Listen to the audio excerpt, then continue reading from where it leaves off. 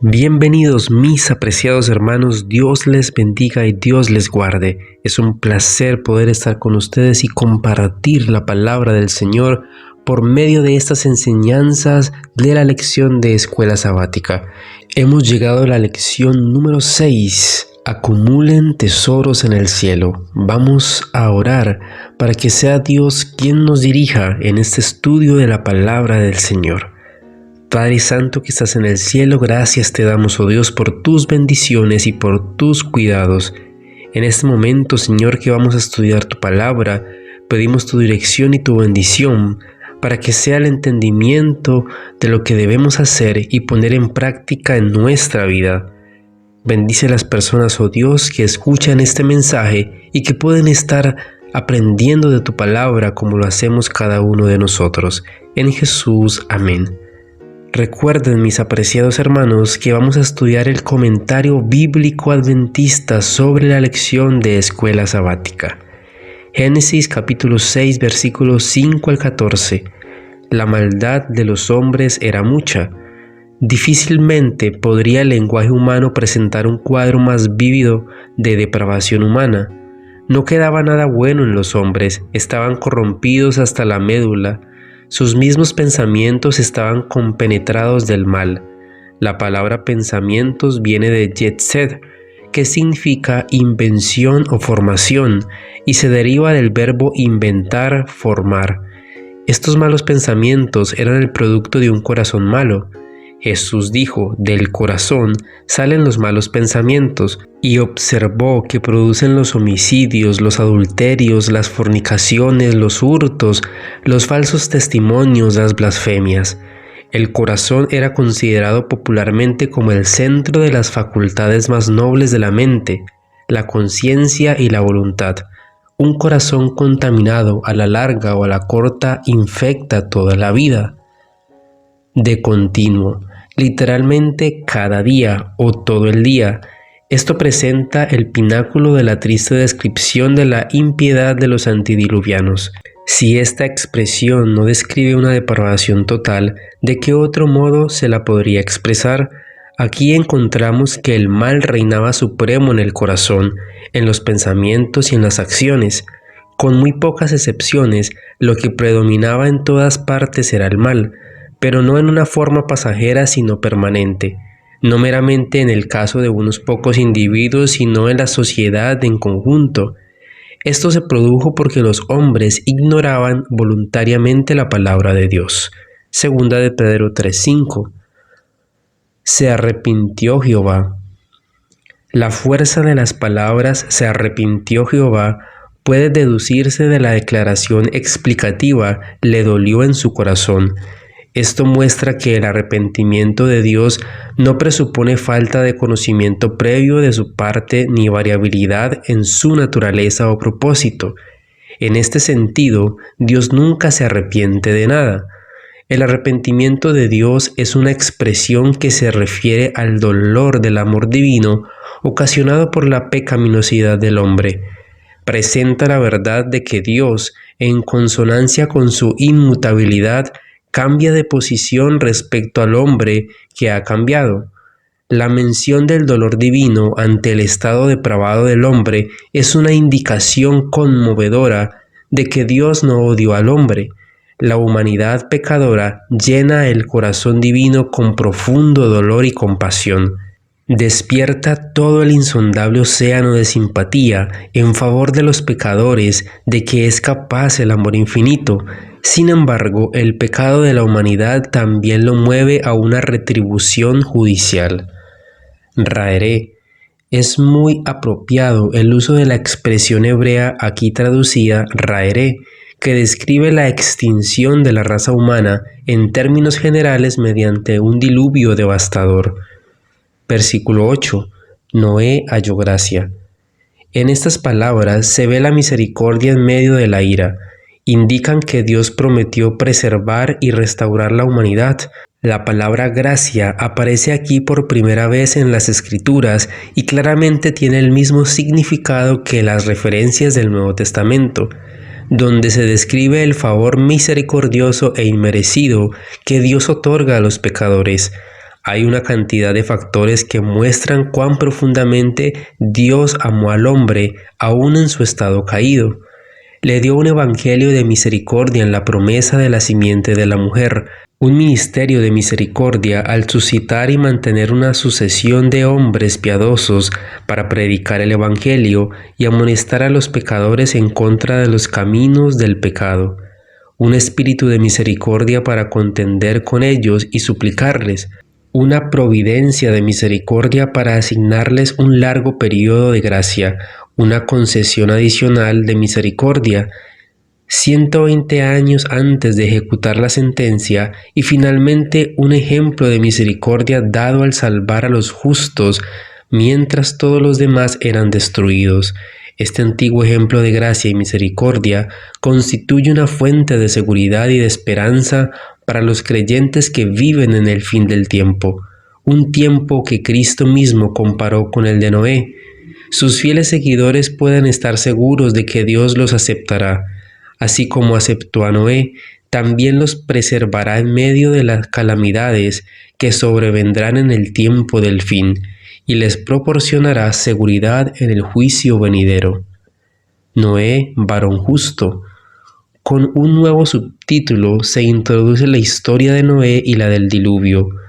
El autor presenta, en primer lugar, las razones por las cuales Noé halló gracia delante de Dios y por qué fue preservado durante la destrucción que asoló al mundo entero.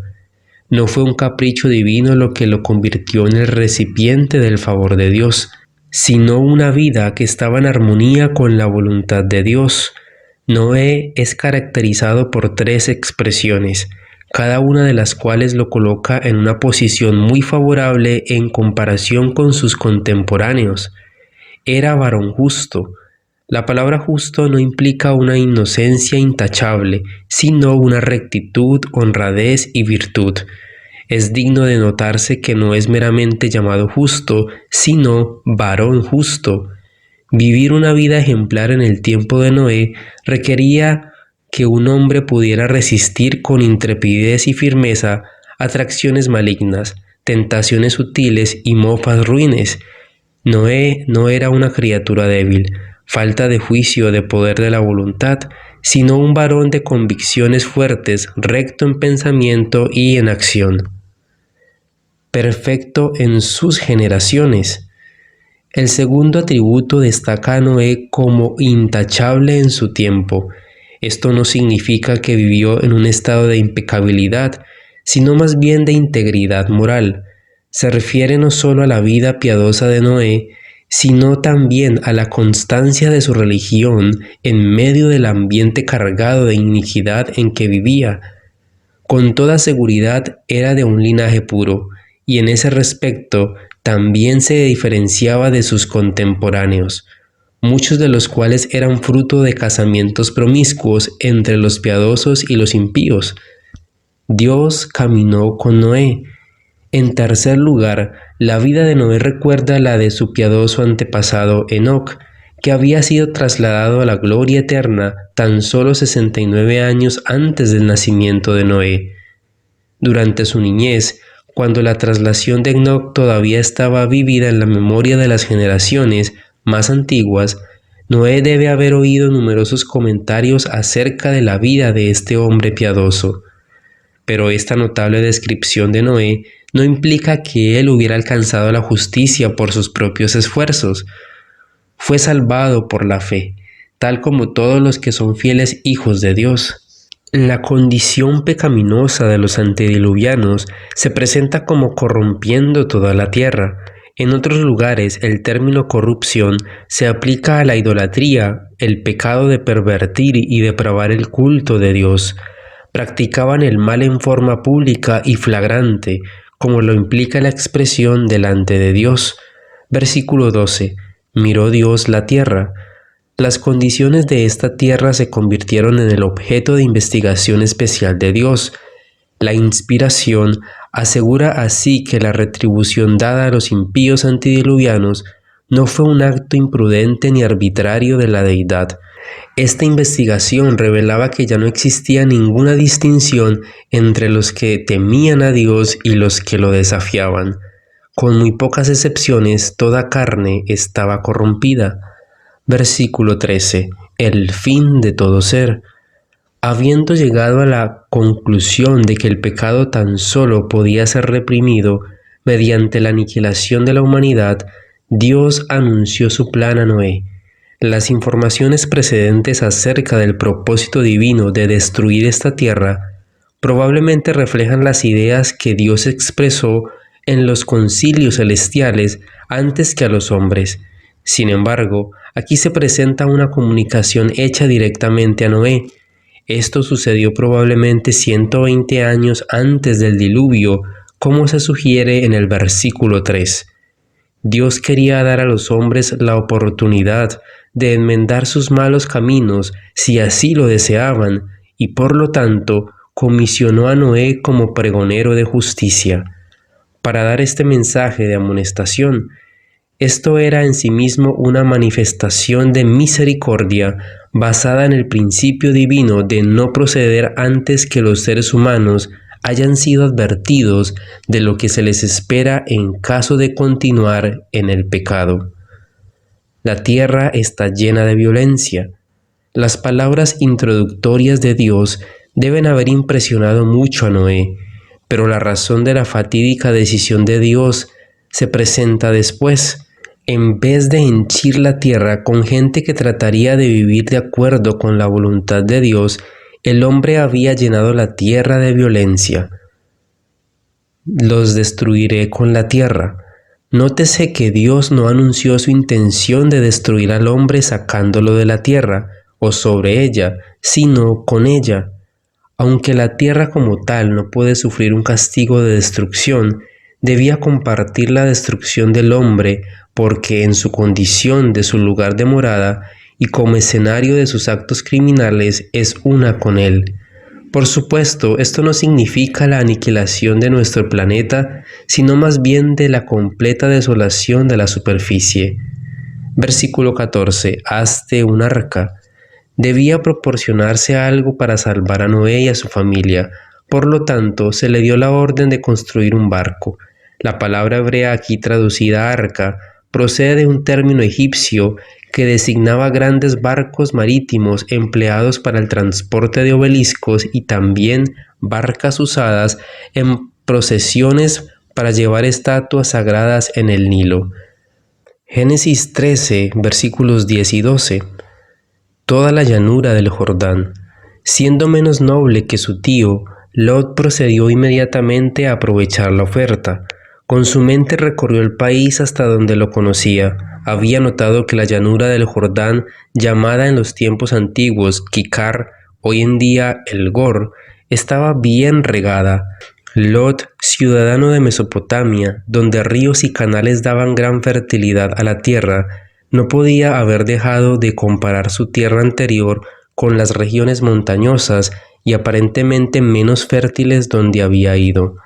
Abraham lo había inducido a ir a Canaán, razonaba él, y por lo tanto debía preocuparse porque él quedara cómodamente establecido. Sodoma y Gomorra. Por primera vez, las dos ciudades impías de Sodoma y Gomorra están vinculadas con el destino de Lot.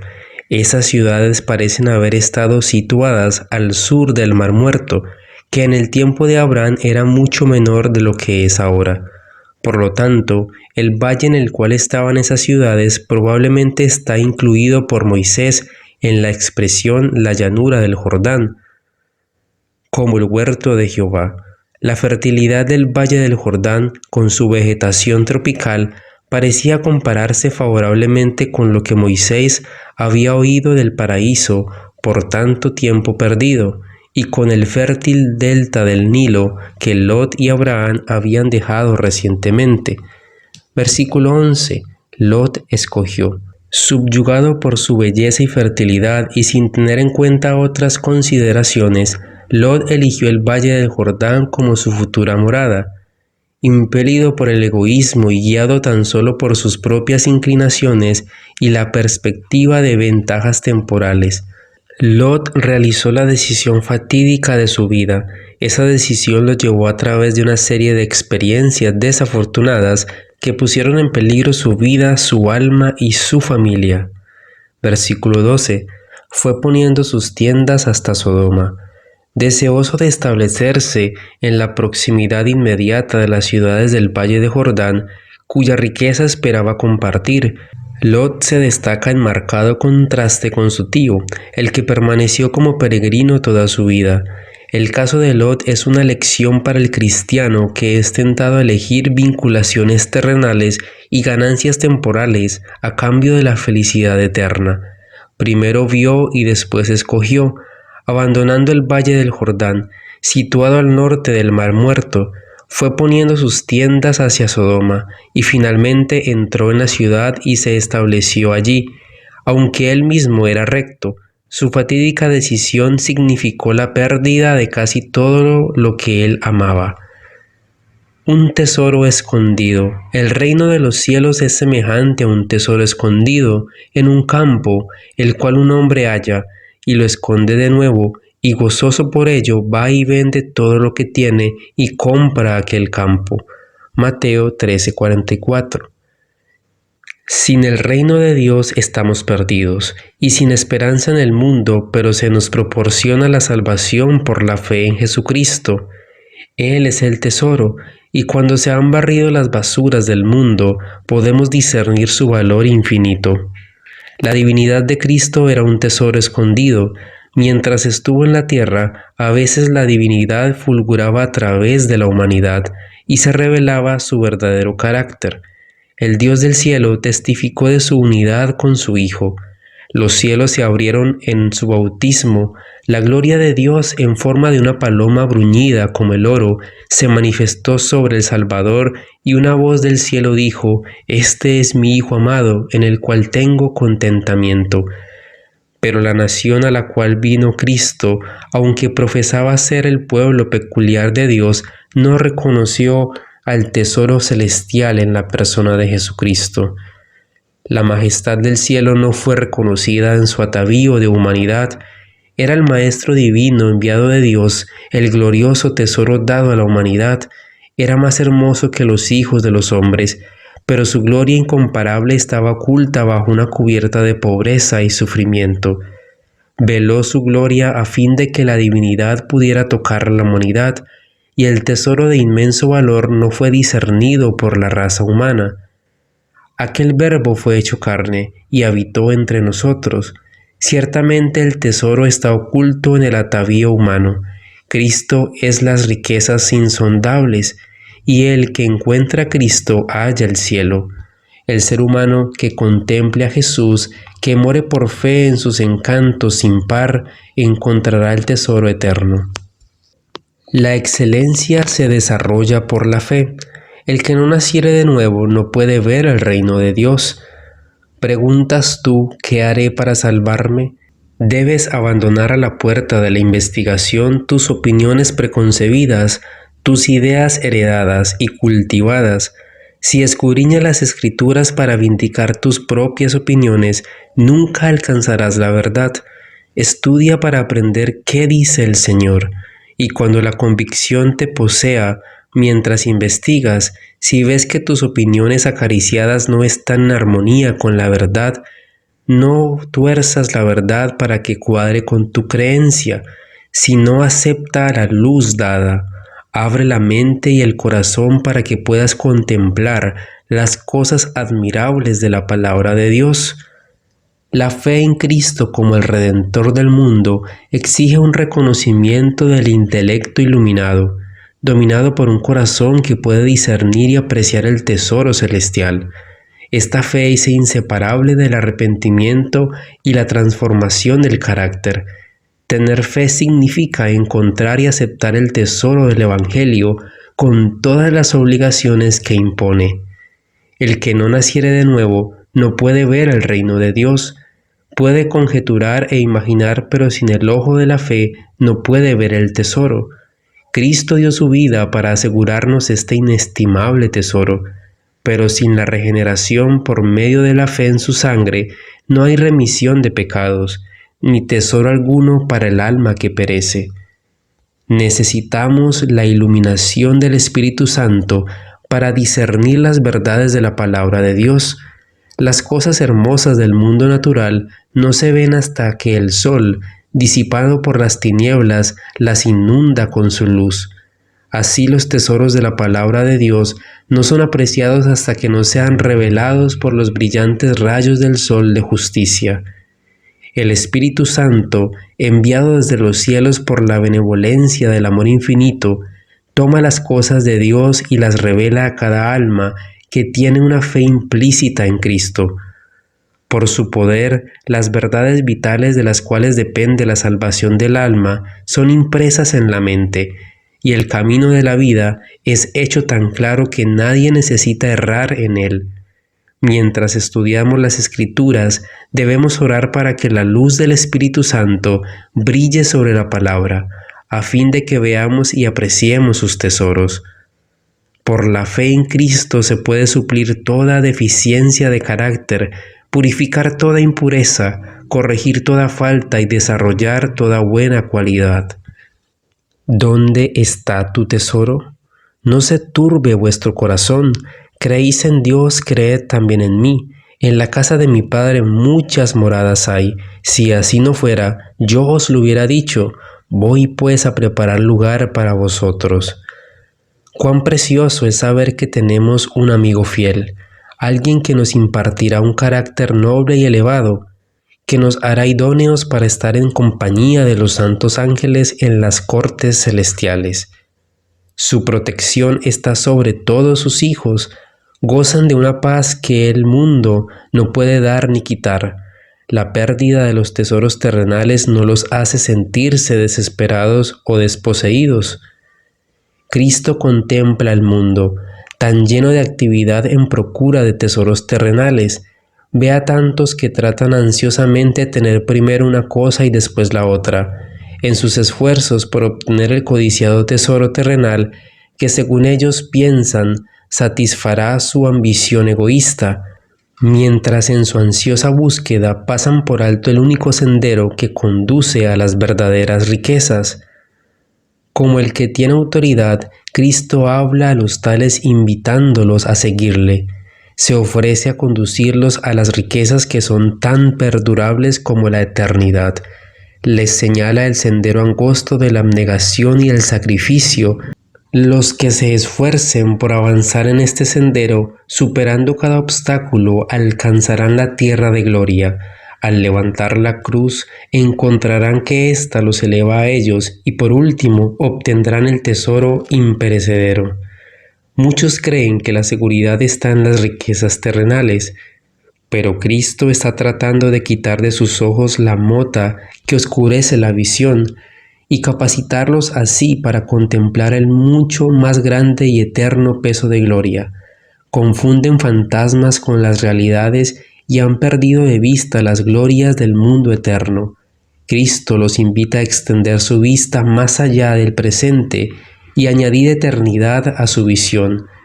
No hay lugar sobre la tierra donde el tesoro esté a cubierto de toda pérdida, pero hay una ciudad que tiene fundamentos, cuyo constructor y hacedor es Dios. Cristo trata de apartar la atención de las inversiones imprudentes en riquezas perecederas, aconsejando a los hombres que hagan tesoros en el cielo. Los que han prodigado su afecto a los tesoros terrenales sin tomar en cuenta las riquezas celestiales, recibirán pronto su recompensa, perderán los tesoros terrenales por los cuales vendieron sus almas a Satanás. ¿No quisieran aquellos que no se han entregado todavía plenamente al gran rebelde venir a tomar su posición ahora al lado del Señor? ¿No quisieran antes que sea demasiado tarde dejar las obras de maldad y colocarse bajo el estandarte teñido con sangre del príncipe Emanuel? Padre Santo que estás en el cielo, que esta sea nuestra decisión, oh Dios, de entregarnos por completo a tu presencia y de estar para siempre contigo por la eternidad. Gracias, oh Dios, porque nos permites estudiar tu palabra. Gracias, Padre Celestial, porque estás cada día en nuestra vida y porque nuestra decisión hoy es aferrarnos de tu santa mano. Bendice a cada una de las personas que escucha este mensaje. para que puedan ser transformadas de gloria en gloria. En Jesús. Amén, Señor.